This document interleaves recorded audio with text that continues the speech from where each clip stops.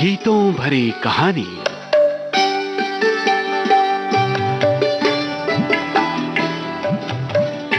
सभी का स्वागत है इस कार्यक्रम में। दोस्तों, आज हम आपको सुनवा रहे हैं गोपाल चतुर्वेदी की लिखी गीतों भरी कहानी रिश्तों के रेगिस्तान। वाचक स्वर रेणु चतुर्वेदी।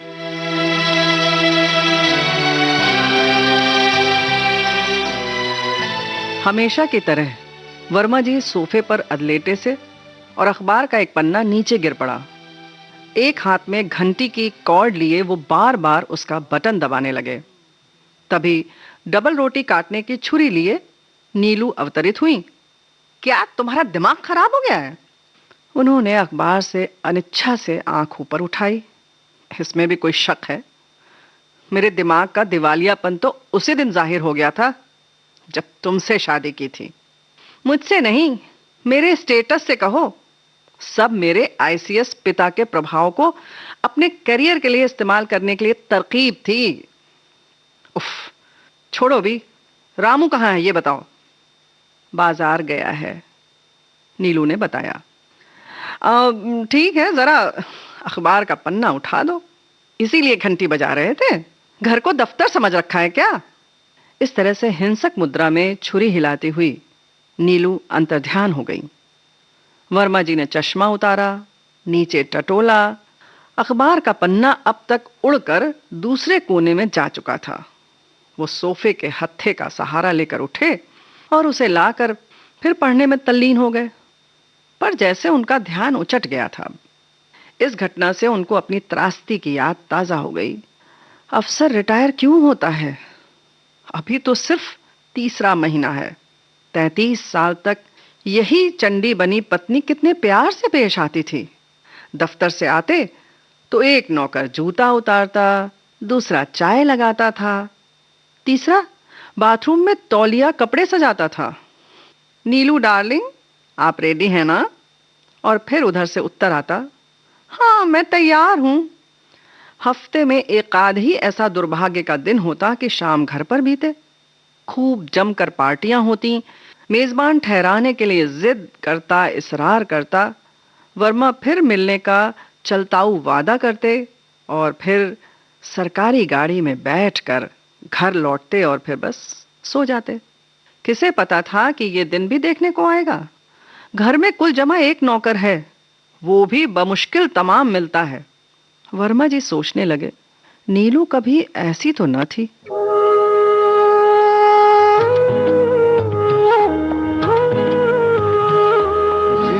जिंदगी है जिंदगी, जिंदगी तेरे है धोरू।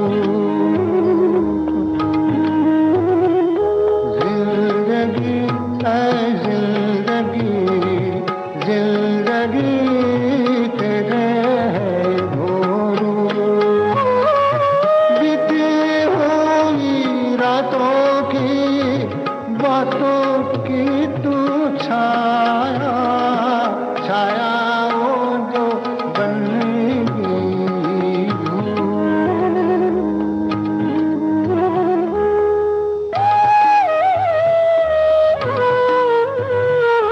कभी तेरी किरणें थी ठंडी ठंडी, हाय रे अब तू ही मेरे जीने आग लगाए। कभी तेरी किरणें थी ठंडी ठंडी, हाय रे अब तू ही मेरे जीने आग लगाए रे।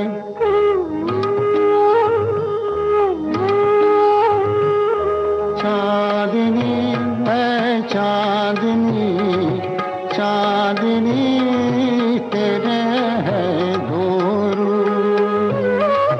टूटे हुए सपनों की, अपनों की छाया, छाया वो जो बन गई धूल।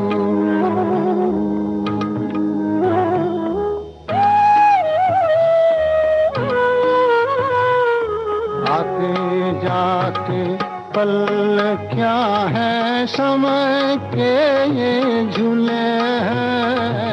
बिछड़े साथी कभी याद आए, कभी भूले हैं। आते जाते पल क्या है, समय के ये झूले हैं। बिछड़े साथी कभी याद आए, कभी भूले हैं।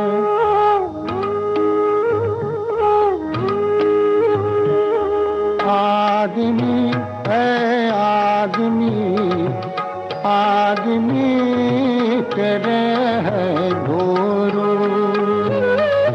दुख सुख के झूलों की, फूलों की तू छाया, छाया वो जो बन गई धूप, छाया वो जो बन गई धूप।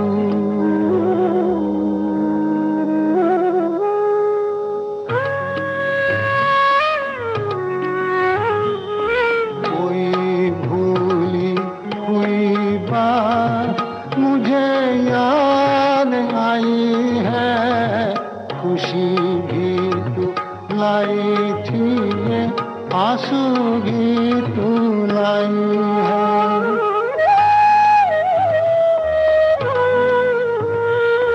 दिल लगी ऐ दिल लगी, दिल लगी तेरे है गोरू। कैसे कैसे वादों की, यादों की तू छाया, छाया वो जो बन गई। नीलू कभी ऐसी तो न थी, इतनी चिड़चिड़ी, हर बात में अपने मायके के बड़प्पन का एहसास कराने वाली तो न थी। पर शादी के दशकों बाद भी कौन पति अपनी पत्नी को वाकई जानता है। सुबह से तैयार होकर दफ्तर, शाम को पार्टी या क्लब, और फिर शुक्रवार शनिवार को अफसरों का दौरा और इतवार को मुलाकातियों की भीड़। तभी उन्हें ख्याल आया, आईसीएस पिता की इकलौती संतान नीलू बड़े लाड़ प्यार में पली, अंग्रेजी स्कूलों में पढ़ी और सामाजिक व्यवहार में एकदम माहिर। और खुद वर्मा जी के पिता बाबू थे। बड़े भाई ने बीए किया और फिर मास्टरी करने लगे। उसी साल उनकी बड़ी बहन की शादी हुई और सब दहेज में चला गया। अध बना मकान बिक गया। गरीबों की इज्जत का मापदंड सर्वस्व लुटाने को उनकी कुव्वत ही तो है। घर की आर्थिक स्थिति से तंग आकर छोटा भाई पढ़ाई लिखाई छोड़कर हाई कोर्ट के एक वकील का मुंशी बन गया था। सिर्फ वर्मा जी एक अपवाद की तरह मेहनत लगन से अपने लक्ष्य की प्राप्ति में लगे रहे। ट्यूशन, पढ़ाई और रात दिन एक कर दिया और फिर आईएएस में चुन लिए गए। उसके बाद भी वर्मा जी की तो यही मान्यता थी कि सब किस्मत की कृपा है, नहीं तो मित्र हरप्रसाद उससे हर मायने में बेहतर था।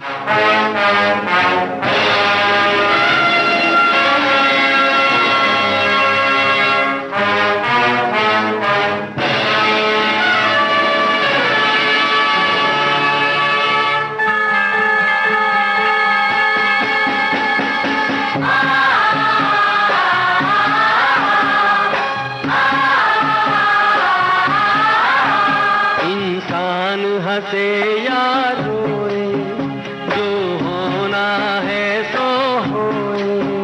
इंसान हंसे या रोए, जो होना है सो होए। क्या होना है कब होना है, लिखने वाला जाने कहानी। कहानी किस्मत की,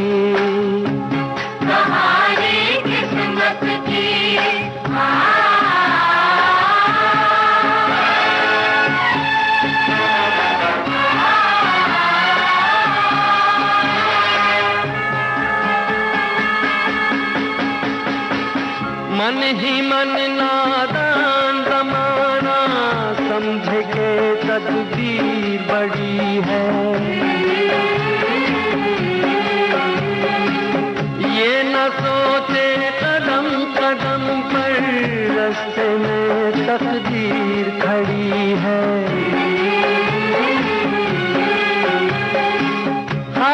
किसकी जीत है किसकी, लिखने वाला जाने कहानी, कहानी किस्मत की, कहानी किस्मत की।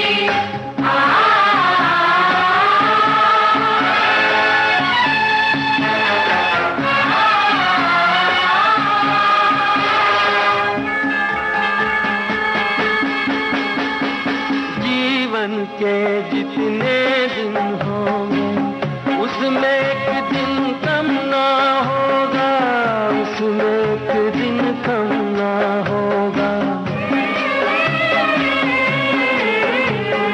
जिसने राज ये जान लिया है फिर उसको कोई गम ना होगा, फिर उसको कोई गम ना होगा। कब तक लगा रहे ये मेला, लिखने वाला जाने कहानी,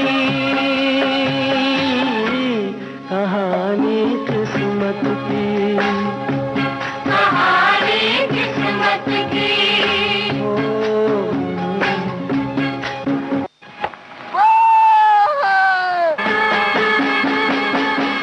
जीवन के जितने दिन होंगे उसमें एक दिन कम ना होगा, उसमें एक दिन कम ना होगा। जिसने राज ये जान लिया है फिर उसको कोई गम ना होगा, फिर उसको कोई गम ना होगा।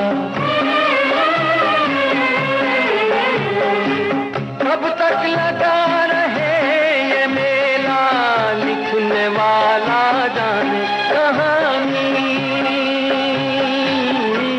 कहानी किस्मत की, कहानी किस्मत की।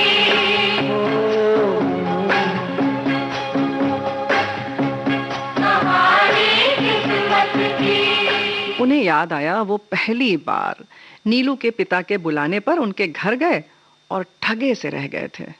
अपने पूरे प्रशिक्षण के दौरान वो अपने सहयोगियों से कतराते थे।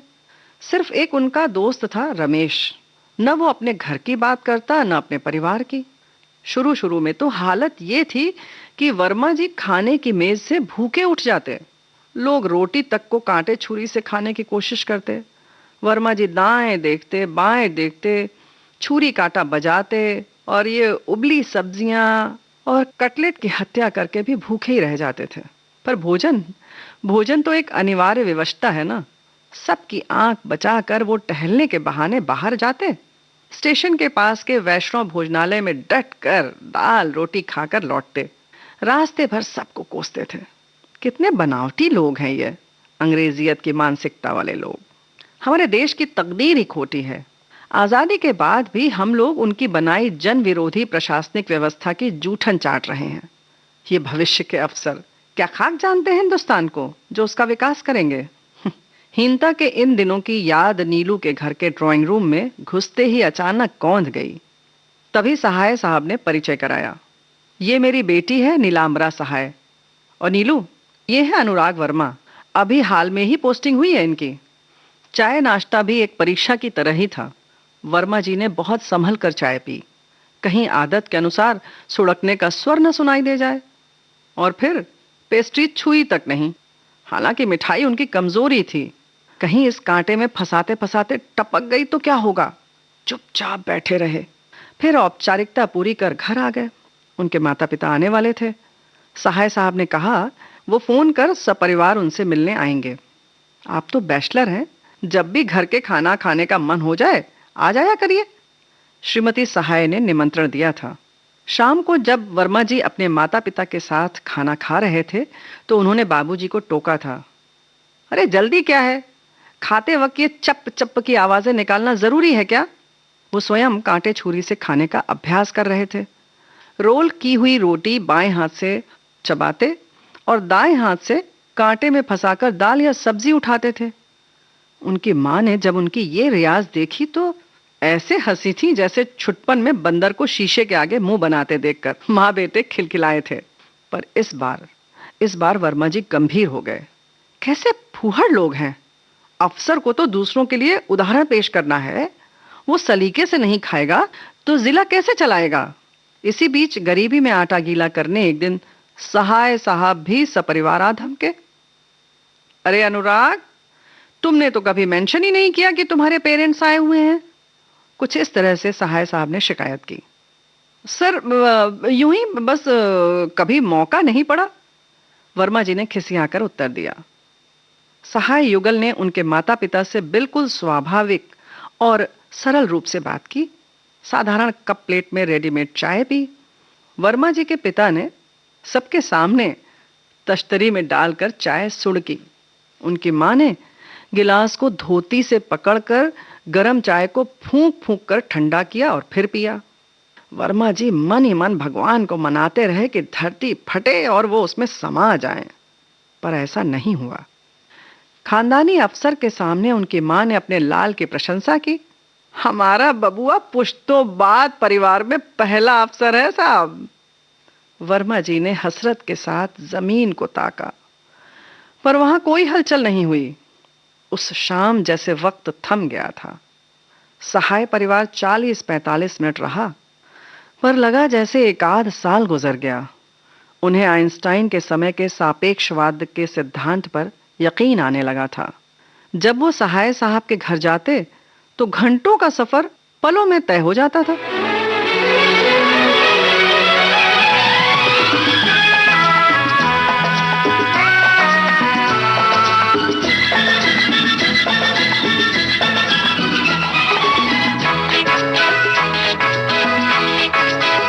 चला जाता हूँ किसी की धुन में, धड़कते दिल के तराने लिए। चला जाता हूँ किसी की धुन में, धड़कते दिल के तराने लिए। मिलन की मस्ती भरी आंखों में, हजारों सपने सुहाने लिए हो। चला जाता हूँ किसी की धुन में, धड़कते दिल के तराने लिए।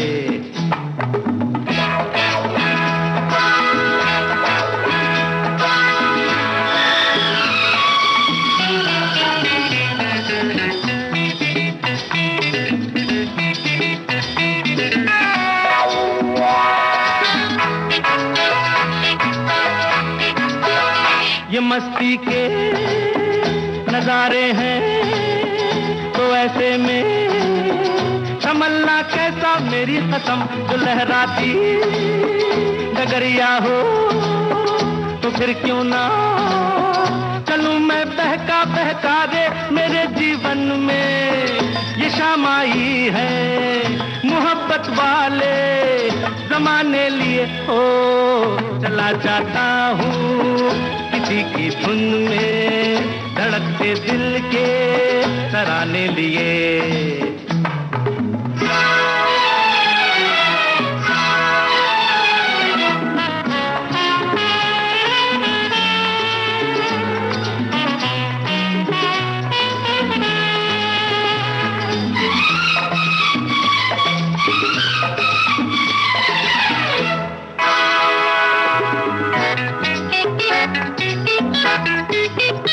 वो आलम भी अजब होगा वो जब मेरे करीब आएगी मेरी कसम। कभी बैया छुड़ा लेगी, कभी हंस के गले से लग जाएगी। हाय मेरी बाहों में मचल जाएगी, वो सच्चे झूठे बहाने लिए हो।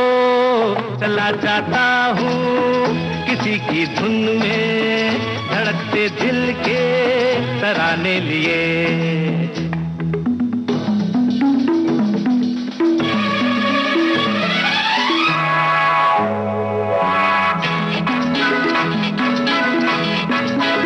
बहारों में नजारों में नजर डालूं तो ऐसा लागे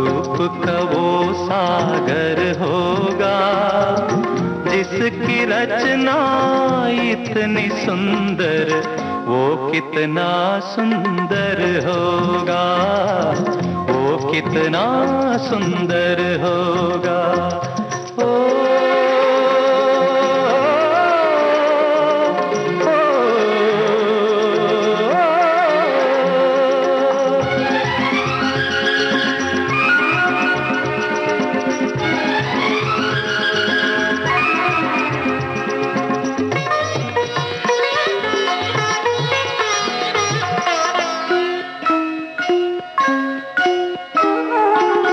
राग रंग रस का संगम, आधार तू प्रेम कहानी का, मेरे प्यासे मन में यूं उतरी जूं रेत में झरना पानी का, जूं रेत में झरना पानी का। अपना रूप दिखाने को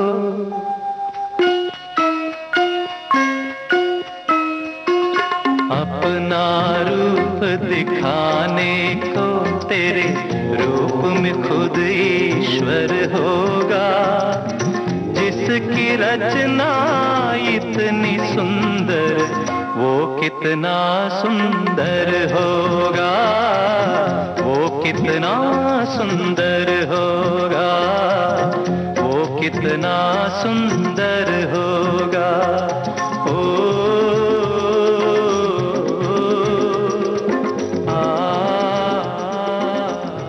नाश्ता करना है कि नहीं? एक कर्कश आवाज ने उनकी तंद्रा भंग कर दी। वो अनमने से उठकर खाने की मेज पर बैठकर सोचने लगे कि क्या ये वही नीलू है। उनका मन बीती यादों से कुछ द्रवित हो चला था। बेचारी ने पूरी जिंदगी रसोई में झांका तक नहीं, अब नाश्ते से लेकर डिनर तक बनाना पड़े तो कोई झुंझलाए नहीं तो क्या करेगा। पर ये क्या उनकी गलती है क्या? सर्विस में अगर कुछ तय होता है तो वो रिटायरमेंट है, उसकी मानसिक तैयारी बहुत जरूरी है और उन्होंने भी की थी। घर बैठकर मक्खी मारना भला किसे भाता है। नौकरी के दौरान ही घर भी बनवा लिया था, पर अनाप शनाप तनख्वाह देकर भी नौकर न मिले तो वो क्या करें। नौकरों की पहले इफरात थी, अब अकाल है। बड़ी कठिनाई से रामू आया है और वो भी इस उम्मीद में कि देर सबेर कहीं सरकारी नौकरी तो मिल ही जाएगी। वर्मा जी ने दलिया में दूध डालते हुए सवाल किया, रामू लौटा नहीं है अभी तक? नीलू ने लठ मारा, उससे पॉरेज में चीनी डलवानी है क्या आपको? तुम मुझे गलत समझ रही हो। अरे रामू रहता तो तुम्हारी मदद हो जाती, शायद इसीलिए अखबार का पन्ना उठवाने के लिए घंटी बजा रहे थे। हाँ, वर्मा जी ने कहा, माना गलती हो गई, मुझे माफ कर दो। उन्हें याद आया कि हाँ, नीलू की वजह से उन्हें अपने लड़के से भी माफी मांगनी पड़ी थी। आकाश मेरा बेटा शुरू से हॉस्टल में रहा था, तब उनकी जिलों की भागदौड़ थी। जब वो कॉलेज में आया तो दिल्ली में स्थिर हो चुके थे वर्मा जी। लड़का भी घर पर रहकर पढ़ाई कर रहा था। वो दिन जिस दिन वर्मा जी 3-4 दिन बाद दौरे से लौटे थे। यूं तो फ्लाइट को शाम को पहुंचना था, लेकिन अपने निर्धारित समय से वो लेट हो गई और आधी रात को पहुंची। उन्होंने घर की घंटी बजाई, नौकर सो गए थे। आकाश ने दरवाजा खोला। वो इधर उधर की बातें करते हुए आकाश के कमरे तक पहुंच गए। वहां सिगरेट का धुआं भरा हुआ था। तुम सिगरेट कब से पी रहे हो? उन्होंने क्रोध से कांपते हुए पूछा। आकाश, हमने छात्र जीवन में सिगरेट शराब को हाथ तक नहीं लगाया था। बेटा, ये तुम्हारी पढ़ाई लिखाई की उम्र है, उन्होंने समझाया। डैडी, आप अपनी बात मत करिए। क्यों क्यों नहीं करूं? आपके और मेरे बैकग्राउंड में बड़ा फर्क है। आप शायद सिगरेट अफोर्ड नहीं कर पाते। कल ड्रग्स लेगा और कहेगा कि अफोर्ड कर सकता है। इतनी बदतमीजी की हिम्मत कैसे पड़ी? रात भर कोहराम मचा रहा। नीलू का बीच बचाव बेकार रहा। सुबह जब वो दफ्तर गए तब भी झगड़ा निपटा नहीं था। लौटे तो नीलू रूठी बैठी थी। मैंने और आकाश ने अपने घर जाने का फैसला कर लिया है, नीलू ने धमकी दी। पर तुम्हारा घर तो यही है ना? वर्मा जी ने भावना का सहारा लिया। आज के 90% लड़के सिगरेट पीते हैं। तुम तो ऐसे बिगड़े जैसे उसने कहीं चोरी डकैती कर डाली हो। क्या बात है, बिना बात के थप्पड़ भी लगा दिए। वर्मा जी ने कहा, और वो मुझे इंसल्ट करता रहा, उसका कुछ नहीं। उसने कुछ गलत कहा क्या? वर्मा जी का प्रमोशन ड्यू था, नीलू और आकाश वाकई घर छोड़कर चले गए तो बड़ी भद्द होगी। सब लगन, निष्ठा और परिश्रम धरा रह जाएगा। सब यही कहेंगे कि वर्मा बड़ा छुपा रुस्तम निकला, किसी और के चक्कर में था, इसीलिए तो पत्नी और बेटा घर छोड़ गए। कहने वालों की जबान कोई रोक तो नहीं सकता ना। कैबिनेट सेक्रेटरी भी सहाय साहब के जूनियर रह चुके हैं।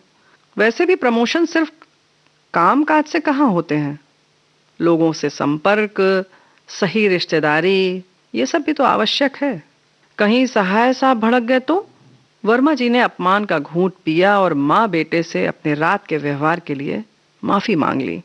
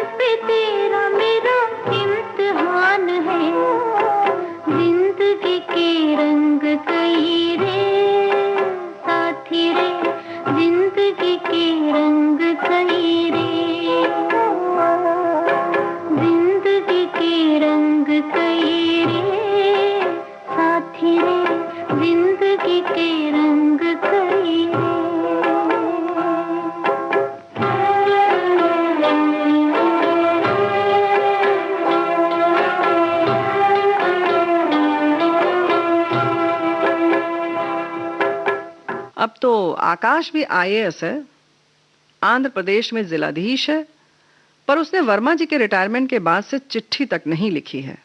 क्या आकाश भी अपने माँ बाप को भूल गया है? वैसे वर्मा जी ने भी तो विवाह के बाद एक तरह से अपने परिवार से नाता तोड़ ही लिया था। 4 साल पहले ही तो माँ गुजरी थी। वर्मा जी रस्मी मातम पुरसी के लिए गए थे और बूढ़े बाप को बिलखता छोड़ कर आए थे। उन्होंने एक बार भी वृद्ध और बीमार पिता से अपने पास आने का अनुरोध करने का सोचा भी नहीं।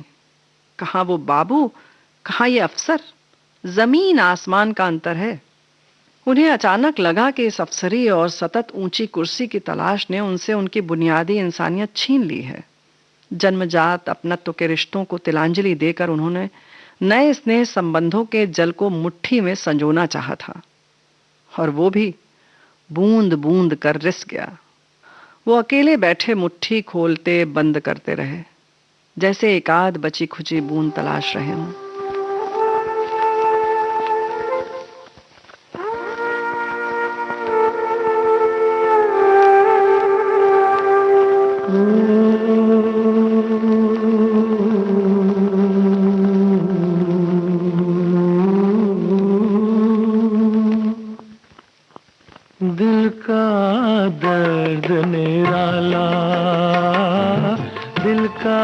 दर्द निराला, किसको सुनाऊं कोई नहीं है आज समझने वाला।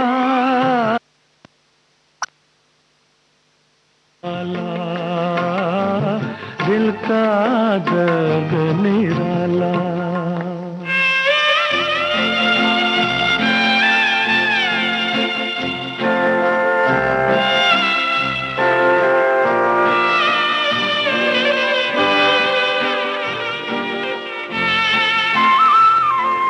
खिलते हुए एक फूल को जैसे अपनी महक मालूम ना हो, जलते हुए एक दीप को जैसे अपनी चमक मालूम ना हो। दिल में यूं ही तेरे प्यार का था एक अनजाना उजियाला। दिल का दर्द निराला, दिल का दर्द निराला।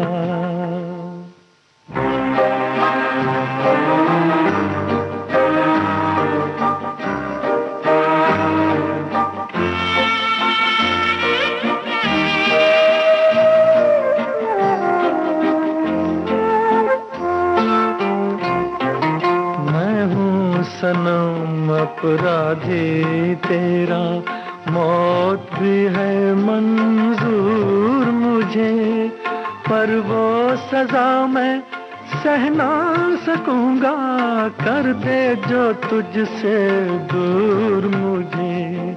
मैं हूँ सनम,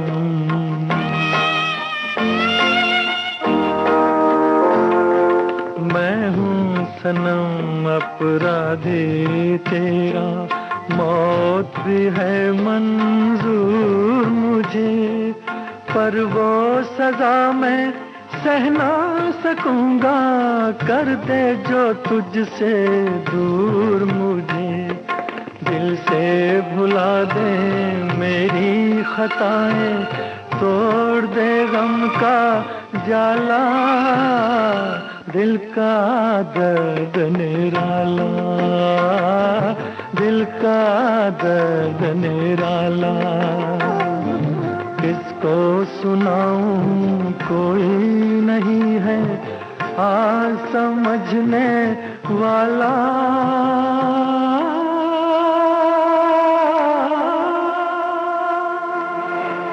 नीलू की आवाज सुनकर वो चौंक उठे। मैं खाना बनाऊं कि फोन सुनूं? बहरे हो गए हैं क्या? और अगर पीए का इंतजार कर रहे हो तो वो अब नहीं है। गृह सचिव का फोन था। सरकार को गवर्नर के सलाहकार के लिए किसी अवकाश प्राप्त अधिकारी की आवश्यकता थी। यदि वर्मा जी जाने के लिए तैयार हो जाए तो गृह सचिव मंत्री से बात कर सकते हैं। जो आनन फानन फैसला करे वो आला अफसर कैसा। वर्मा जी ने एक दिन की मोहलत चाही। 1-2 साल तो सुख के कटेंगे, क्या पता इसके बाद गवर्नर भी हो सकते हैं। उन्होंने किचन में जाकर नीलू को सूचना दी। वो एकदम चहक उठी। हाँ, मुझे विश्वास था कि तुम्हारे जैसे योग्य अधिकारी को सरकार घर नहीं बैठने देगी। अरे इसमें सोचना क्या है, एक्सेप्ट कर लो। और फिर देखो, आकाश भी तो आंध्र में है ना। अचानक नीलू के व्यवहार के सुखद परिवर्तन से वर्मा जी को ताज्जुब हुआ। क्या रिश्ते नाते, स्नेह, परिवार सब कुर्सी से जुड़े हैं। ये उपयोगी है, इससे प्यार करो, ये नफा नुकसान कर सकता है, इसकी बात ध्यान से सुनो, अब ये रिटायर हो गया है, इसे विस्मृत और उपेक्षा के कूड़ेदान में फेंक दो। ये सब शब्द, ये सब ध्वनियां उनके कानों में गूंजने लगी। तभी नीलू ने अनुरोध किया, अरे सोचना क्या है, अरे फौरन हाँ कह दीजिए। पर वर्मा जी जड़वत बैठे रहे। वही तो अपने परिवार से बेरुखी के लिए जिम्मेदार थे। अपनी जबरदस्तहीन भावना के अंतर्गत उन्होंने एक बार तो यहां तक सोचा कि भगवान ने उनको अपने माँ बाप चुनने का अधिकार क्यों नहीं दिया। सिर्फ वक्ती सफलता और अधिकार से इंसान का पूरा दृष्टिकोण बदल जाता है। क्या पता आकाश को भी लगता हो कि उसके रिटायर्ड पिता उसके समृद्ध और करीने से सजे ड्राइंग रूम में दीवाल पर रेंगती छिपकली जैसे हैं, मेहमानों के सामने शर्मिंदगी के बायस। पर उनसे बचा जाए भी तो कैसे? 1-2 साल सत्ता और मिल गई तो क्या, आसपास का माहौल और लोगों की मानसिकता बदल जाएगी। उनका आत्मग्लानि का एहसास बढ़ गया।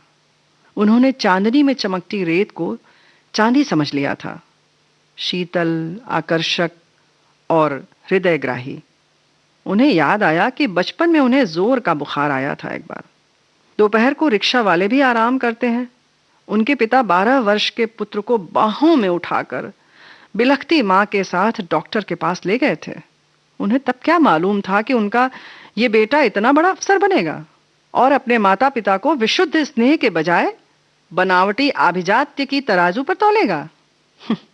सभ्य शब्दों के बगीचे के नकली तराशे हुए फूलों के सामने असली फूलों की क्या बिसात।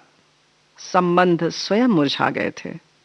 उनका निजी अनिश्चय नए पद के बारे में और प्रखर हो उठा। मां तो चली ही गई थी।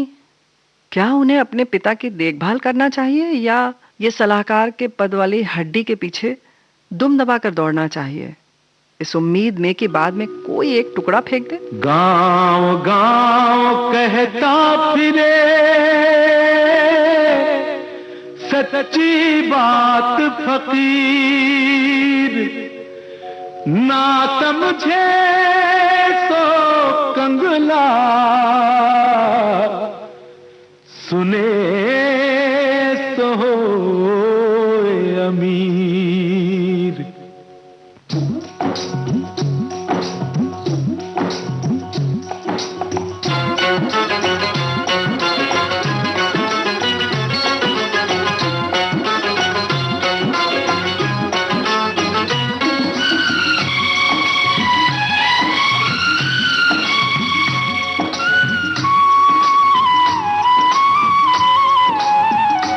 कभी बीता हुआ वक्त जो रास्ते में आ जाए, कभी बीता हुआ वक्त जो रास्ते में आ जाए, तो इंसान कितना घबरा जाए, तो इंसान कितना घबरा जाए। ओ कभी किया हुआ कर्म जो कल की याद दिलाए, कभी किया हुआ कर्म जो कल की याद दिलाए, तो नादान खुद से शर्मा जाए। वे पगला मन ही मन पछताए।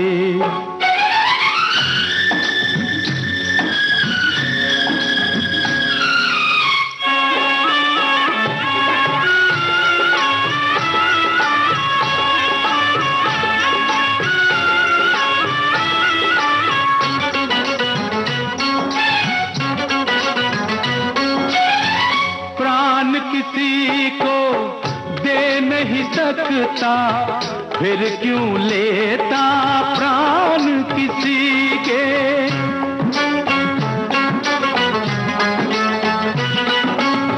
प्राण किसी को दे नहीं सकता, फिर क्यों लेता प्राण किसी के।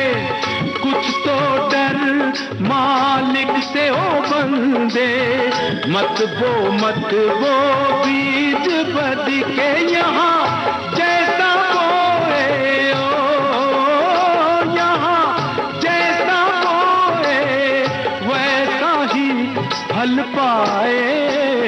कभी बीता हुआ वक्त जो रास्ते में आ जाए, कभी बीता हुआ वक्त जो रास्ते में आ जाए, तो इंसान कितना घबरा जाए, तो इंसान कितना घबरा जाए।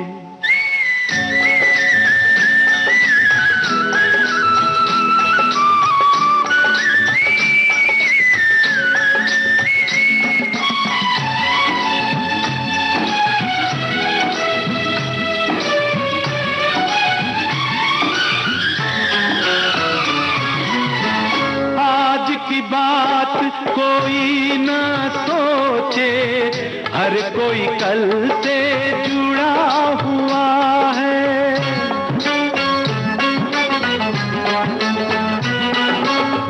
आज की बात कोई ना सोचे, हर कोई कल से जुड़ा हुआ है। कहने को कदम बढ़ रहे आगे, मन तो पीछे मुड़ा हुआ है। वही जी सकता है, वही जी सकता है जो आज से प्रीत लगाए। कभी किया हुआ कर्म जो कल की याद दिलाए, कभी किया हुआ कर्म जो कल की याद दिलाए। तो नादा खुद से शर्मा जाए, वे पगला मन ही मन पछताए।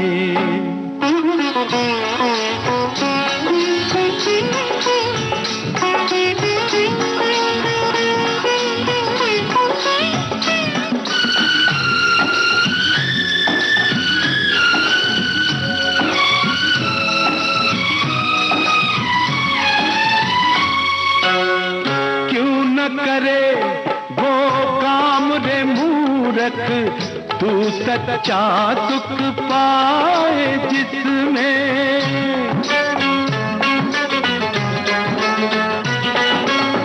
क्यों न करे वो काम रे मूरख, तू सच्चा सुख पाए जिसमें।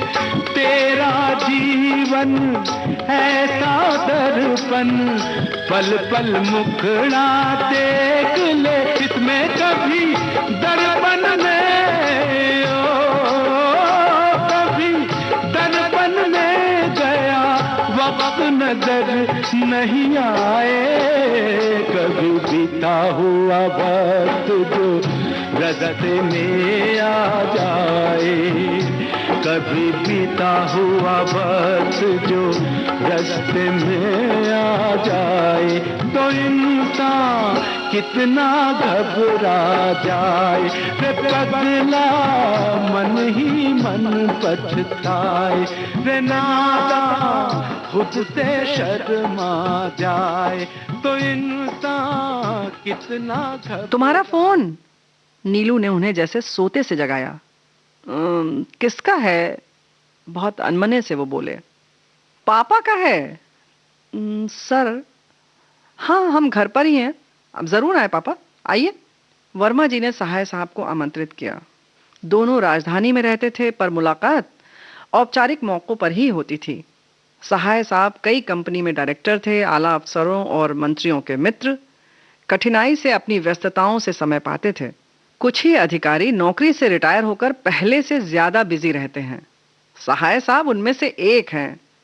तभी वर्मा जी ने सुझाव दिया, नीलू पापा आ रहे हैं, क्यों ना हम लंच कहीं बाहर कर लें। जब तक निर्णय हो पाता तब तक सहाय युगल आ गया। वर्मा जी ने अपना कर्तव्य निभाते हुए कहा, पापा आप क्या लेंगे? सहाय साहब मुस्कुराए, अरे अब यहां क्या लेना है भाई, जब एम्बेसी में लंच करना ही है तो वेलकम ड्रिंक भी वहीं ले लेंगे। हम तो भाई उड़ती खुशखबरी सुनकर आए थे। वर्मा जी ने आदत के अनुसार अनभिज्ञता जताई। किस बारे में?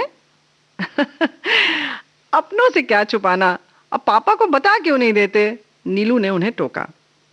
अरे भाई हमें सब पता है बेटे, वैसे अनुराग का उसूल ठीक है। देखो बड़े पदों के लिए कब क्या हो जाए कुछ नहीं कहा जा सकता। ऑर्डर हाथ में आने तक इस बारे में बातचीत भी गलत है। भाई दीवारों के भी कान होते हैं। तो पापा जब आप अपने साथियों से मिलते हैं तो बात क्या करते हैं?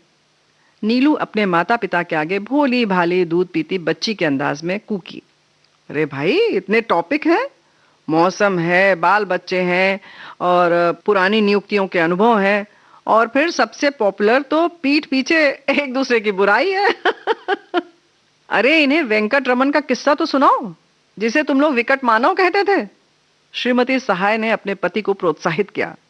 अब तो बेचारे स्वर्ग सिधार गए, लेकिन थे बड़े शातिर। वर्मा जी ने रुचि जताई। वो कैसे पापा? भाई उनके बैचमेट नैयर पंजाब के थे।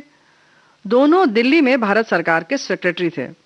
रिटायरमेंट के 3 साल पहले से वेंकटरमन मद्रास जाने और बसने के लिए प्लान बनाने लगे और सबको बता भी रहे थे। वो इस एग्जाइल की जिंदगी से मुक्ति चाहते हैं। जैसे ही आजाद हुए पहली ट्रेन पकड़कर मद्रास चले जाएंगे। नैयर और वेंकटरमन 10-15 दिन के फासले में सेवानिवृत्त होने वाले थे। पंजाब के गवर्नर का पद खाली था और दोनों के नाम पर विचार चल रहा था। नैयर को यकीन था कि उनकी नियुक्ति निश्चित है, पर आदेश वेंकटरमन के हो गए। भाई इसीलिए जब तक ब्लैक एंड व्हाइट में ऑर्डर ना आ जाए किसी से कहना सही नहीं है। सभी खुश थे, माहौल हंसी खुशी का था। वैसे अनुराग, ये असाइनमेंट बुरा नहीं है, और फिर भाई आकाश भी तो वही है, आगे के प्रोस्पेक्ट भी ब्राइट हैं। सहाय साहब ने अपने दामाद को सलाह दी और विदा हो गए। खाना खाकर वर्मा जी लगातार होम सेक्रेटरी को फोन मिलाते रहे। या तो फोन एंगेज्ड आया या उत्तर मिला कि साहब मीटिंग में हैं। आखिर ये लोग काम कब करते हैं? उन्होंने नीलू से शिकायत की। आप भी तो हाल तक सचिव ही थे, आपको पता होगा। नीलू ने चुटकी ली। आप अपना छोड़ दीजिए, वो खुद फोन कर लेंगे। मुझे पता है श्रीनिवास ऐसा नहीं करेंगे। भाई सत्ता में शराफत के दिन तो लद गए। वर्मा जी ने अपने रिटायरमेंट का ध्यान कर उत्तर दिया। हर अफसर को दृढ़ विश्वास होता है कि वो निहायत शरीफ और दूसरों की मदद करने वाला अधिकारी है। वो भी समय की मजबूरी का शिकार हो रिटायर हो जाता है। सरकार वैसी की वैसी ही चलती रहती है। फोन से निराश होकर वर्मा जी ने नीलू से कहा, अपने मरे बिना स्वर्ग कहाँ? नीलू, मैं कल खुद मिनिस्ट्री जाकर कंसेंट दे आऊंगा। वर्मा जी की रात करवट बदलते कटी। उन्हें पिताजी के प्रति अपने कर्तव्य का स्मरण आया। उन्होंने मन को समझाया कि सलाहकार होकर हालात सुधरेंगे, अधिकार बढ़ेंगे, फिर मेडिकल ट्रीटमेंट की सुविधा भी तो होगी। तब बाबूजी को भी अपने साथ रखना ठीक रहेगा, नहीं तो अपनी परेशानी में उन्हें भागीदार बनाने से क्या फायदा।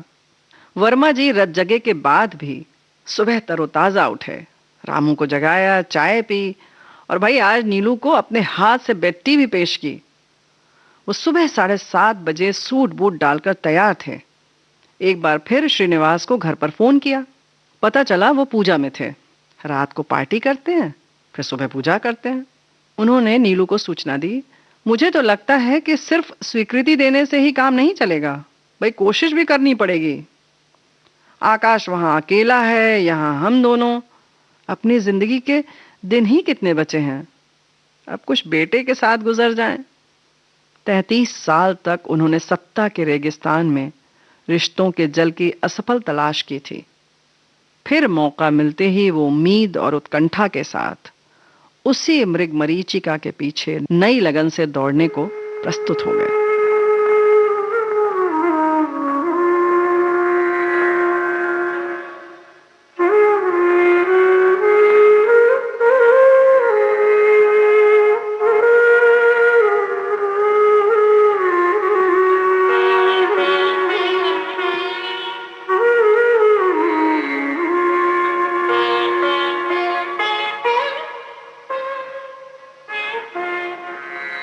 हंसने की चाहने इतना मुझे रुलाया है,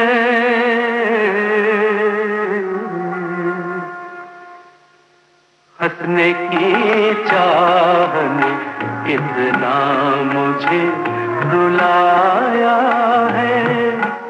कोई हमदर्द नहीं, दर्द मेरा साया है। हंसने की चाहने इतना मुझे रुलाया है।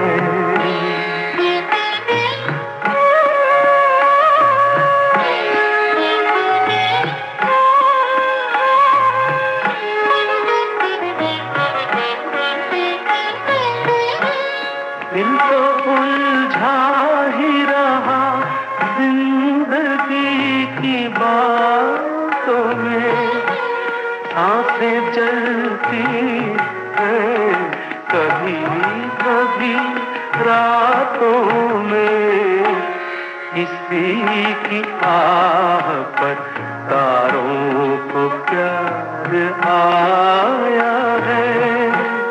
कोई हमदर्द नहीं, दर्द मेरा साया है। हंसने की चाह ने इतना मुझे रुलाया है।